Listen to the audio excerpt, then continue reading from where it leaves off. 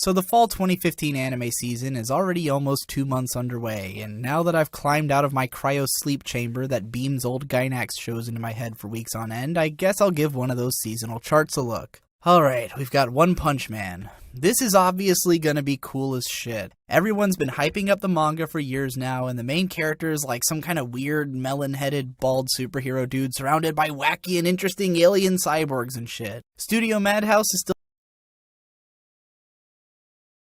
pretty damn reliable when it comes to action shows, and the director is the same guy who led Space Dandy under Watanabe's supervision last year, which was probably the best looking anime TV series ever made. Definitely gonna watch this one. Next, we've got some sequels to shows I didn't watch, some Silverlinks show I don't care about, and oh look, an A1 Pictures show. Judging by this cover art, I'm guessing it's a light novel adaptation, not that I need to guess because it says so right there. Now, I realize I'm probably the only weirdo who feels this way, but it's been over 3 years since this studio put out a show that I actually liked. A time span in which the studio has released approximately 17,000 TV shows, and it happens that Suritama was directed by a dude I generally love anyways. Every time they make a show that seems kinda cool at first, I end up hating it by the end, and their visual aesthetic drives me up the fucking wall with how unappealing it is. My gut reaction when I see A1 Pictures and light novel is to stay the fuck away and never look back, which might seem a little closed-minded and dickish to people who don't get where I'm coming from. Justifying why I feel these stupid emotions is hard. It's not the kind of thing I can just explain away in one sentence or paragraph or informational video. It's not just one thing about these shows that rubs me the wrong way. It's a little bit of everything. So if I'm gonna get to the heart of this and try to get you to appreciate my big dumb hate boner for this studio, then we're just gonna have to watch this show together while I bitch about everything! Now before you leave a comment about how I shouldn't watch a show I don't like, or about how I'm an asshole for ragging on some show that people love, or whatever other reactionary comment you might be typing up right now, let me set some things straight. First of all, there are reasons to watch something other than enjoyment. In this case, the reason is a combination of intellectual curiosity and a desire to get this off of my chest. Secondly, there are plenty of people who ask me every day to talk more about shows that I don't like, and who love it when I help them to justify their own negative feelings towards a show. And just as easily as I could have decided not to make this video, you could have decided not to watch it. And lastly, this is literally my job. I make YouTube videos about anime, I don't do anything else.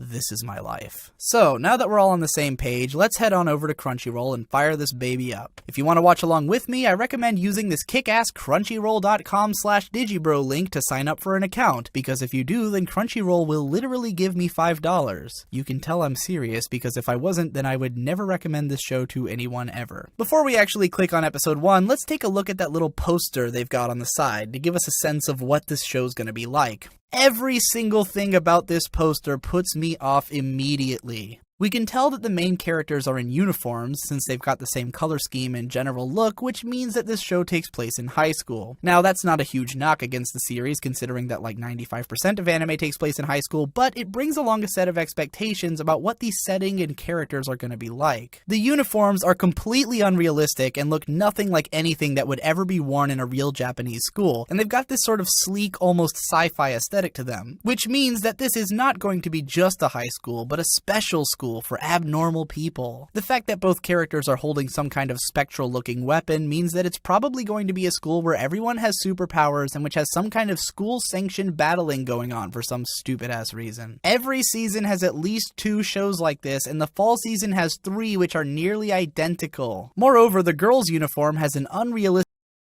season has 3 which are nearly identical. Moreover, the girl's uniform has an unrealistically tight little miniskirt that would break the dress code at any school which actually bothered to have uniforms, along with sexy thigh-high stockings that show off just a few centimeters of flesh, which are known as the absolute territory. The idea that she can position her legs like that without the skirt riding straight up and flashing her panties is a fantasy that only anime can create, but it puts into your head that surely if you watch the show, you'll get to see the rest. chest. Her rather large breasts are very pronounced by the way that her chest is pushed out, even though she's looking at a downward angle. So all of you at home, I'd like you to look down at something while puffing your chest out a little and see how that feels. Anyway, the point is, this is going to be a fan service show. Both of the character designs are what I would describe as light novel default characters. First, let's take a look at light novel guy. What separates light novel guy from harem guy is the pointiness and swooshiness and possibly color of his hair. A typical harem guy or otherwise milquetoast Yuji every lead dude has black hair, sort of like a bowl cut or just a drab, boring look to him, and maybe glasses, so that he looks like basically every random 15-year-old Japanese kid. What separates light novel guy from Yuji every lead is that light novel guy is how an edgy, too cool for school 15-year-old Japanese kid sees himself. He stands out from the crowd a little bit and has a dark, brooding edge to him that lets you know he's the most important dude around. He's just generic enough to project yourself onto, but just stylish enough to look like kind of a cool guy when the chips are down and there's an ass to be kicked. Light novel girl, meanwhile, is a more specific package, but with a few more variables. She's just a bit shorter than light novel guy, and she has very large breasts, but not like crazy large. If she had really huge boobs, then she'd be the girl with the big boobs, which is one of the side characters, so it's important that her boobs be about as large as could be considered reasonably proportioned for her height. She's got a slender body, but just enough leg that she looks like she can muster up a reasonably strong punt to the groin, and her candy-colored hair falls anywhere from her upper back to just beyond her butt. This is what I call the main girl look.